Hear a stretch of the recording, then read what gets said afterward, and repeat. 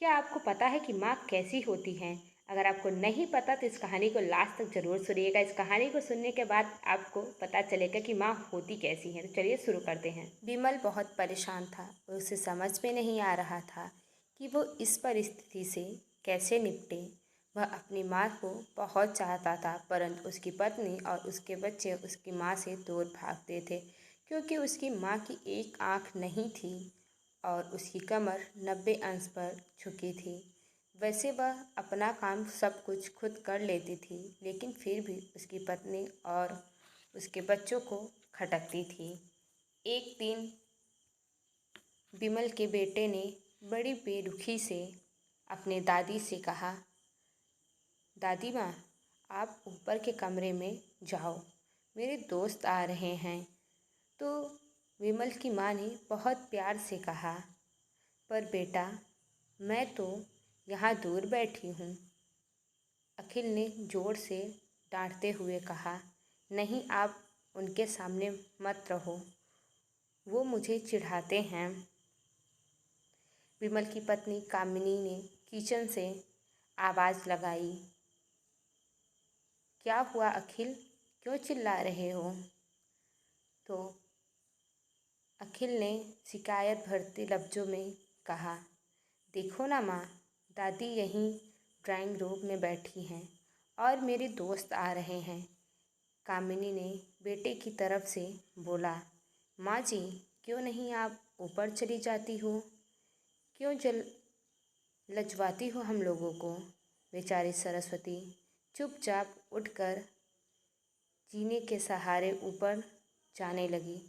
कमर झुकी होने की वजह से उसे ऊपर जाने में बहुत परेशानी होती थी, किंतु वो पूरी ताकत से ऊपर के एक अकेले कोने वाले कमरे में जाकर बैठ गई। विमल बाजू के कमरे से सब कुछ सुन रहा था। उसे कष्ट हो रहा था कि माँ को अपमानित होना पड़ रहा है, किंतु वह असहाय था। अगर वो कुछ कहता तो उसकी पत्नी और उसके बच्चे विरोध करने लगते।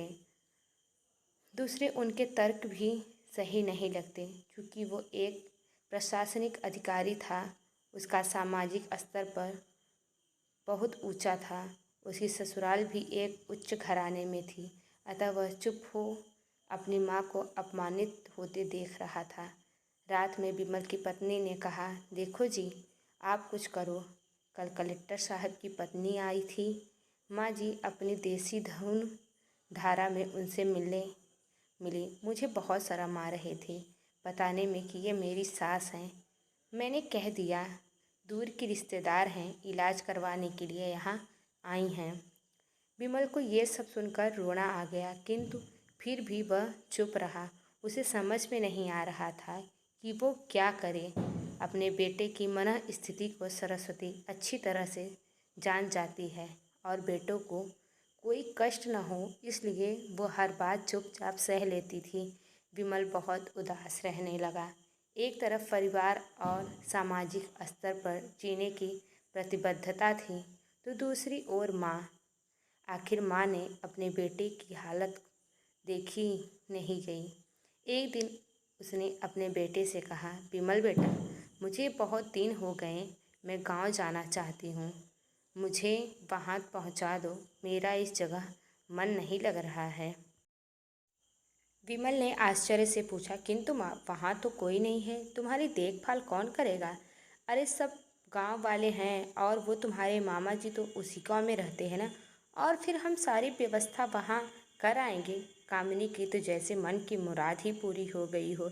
सरस्वती ने लंबी सांस लेते हुए कहा, हाँ बेटा, बहू सही कह रही है। विमल जानता था कि गांव में माँ की देखभाल करने वाला कोई नहीं है, लेकिन विमल अपनी पत्नी के जिद के कारण अपनी माँ को गांव छोड़ने में विवश था। माँ को गांव छोड़ते वक्त उसे रोना आ रहा था तथा अपनी बेबसी पर उसे गुस्सा भी आ रहा था, किंतु परिवार, पत्नी और समाज में इन भावनाओं में दब कर वह सुकून का महसूस करने लगा। कुछ दिनों बाद उसके चाचा जी, जो अमेरिका में रहते थे, आने वाले थे। जब विमल छोटा था, उसके पिताजी जीवित थे, तब वो भारत आए थे और उसके बाद वो अब आ रहे थे। पूरा परिवार और आस पड़ोस बहुत उत्साहित थे। अमेरिका से विमल के डॉक्टर चाचा आ रहे थे। डॉक्टर रमेश ने जैसे ही घर में कदम रखा, सबसे पहले बहुत उत्साह से उनका स्वागत किया गया। चाचा जी विमल से उत्साह से पूछे, विमल भाभी जी कहाँ हैं? दिखाई नहीं दे रही हैं। विमल ने सपाट लफ्जों में जवाब दिया, जी वो गांव में रहती हैं, उनका मन नहीं लग रहा था इस जगह। जब चाचा जी विमल की ओर देखा तो उसे अपनी आंखें नीची कर ली। डॉक्टर रमेश जब अब सब समझ चुके थे, बोले, कल हम सब गांव चलेंगे भाभी जी से मिलने।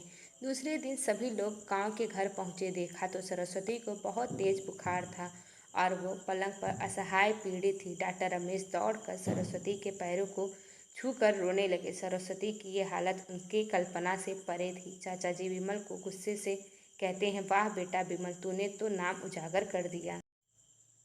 अपनी माँ की ये हालत देखकर तुम्हें शर्म तो नहीं आ रही होगी।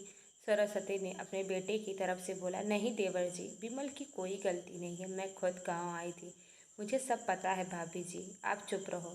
चाचा जी ने कामनी की ओर देखा और कहा, क्यों बहू, तुम्हें अपने सास की कुरूपता पसंद नहीं आई? समाज में तुम्हें इनकी वजह से नीचा दिखना पड़ रहा था। कामनी विमल को देखने लगी। आज तुम जिस समाज स्तर पर हो वो इन्हीं के संघर्ष की देन है। और बेटा विमल, तुम्हें मालूम है ना, बचपन में जब तुम 1 साल के थे तब सीढ़ियों से नीचे गिर गए थे, उसकी वजह से तुम्हारी आंखें फूट गई थी और तुम्हारी रीढ़ की हड्डी में समस्या थी। तब तुम्हारी इस कुरूप माँ ने तुम्हें अपनी एक आंख दी, बॉन मेरी दोस्त देकर तुम्हें इतना सुंदर रूप दिया। कामिनी बेटा, इतनी सालों का संघर्ष करके बेटे को प्रशासनिक अधिकारी बनाने वाली इस संघर्षशील महिला को तुम लोगों ने इस दशा में कर दिया। तुम्हें ईश्वर कभी माफ़ नहीं करेगा। इतना कहकर चाचा जी रोने लगे। और अब आप मेरे साथ अमेरिका चलेंगी। विमल को काटो तो खून नहीं था। यह सब जानने के बाद विमल को ऐसा लग रहा था उसके जैसा पापी इंसान इस दुनिया में कोई नहीं होगा। वह दौड़ता गया और माँ के कदमों में लिपट गया। माँ माँ, मैं सब जानते हुए भी चुप था, तुम्हारे अपमान करवाता रहा। विमल गुस्से से अपनी पत्नी और बच्चों की ओर देखते हुए कहा, आप ही बस उस घर में रहेंगी मेरे साथ, और कोई नहीं रहेगा। कामनी को भी बहुत पश्चाताप हो रहा था अपनी करनी पे। उसकी तो हिम्मत नहीं हो रही थी अपनी सास से आंख मिलाने की। सरस्वती अपने बहू के मन को समझ गई थी। उसको बड़े प्यार से अपने पास बुलाया और विमल को डांटते हुए कहा, खबरदार, मेरी बहू को मेरे से अलग करने की सोची तो तुम्हें ही घर से निकाल देंगे बाहर। कामनी और बच्चे सरस्वती के पैर पकड़े और अपने करने के लिए माफ़ी मांगे और उसने सबको सच्चे दिल से माफ़ कर दिया। ऐसी होती है माँ, कभी भी माँ का अपमान नहीं करना चाहिए। अगर ये कहानी अच्छी लगी हो तो हमारे चैनल को लाइक, सब्सक्राइब, शेयर ज़रूर करिएगा। धन्यवाद।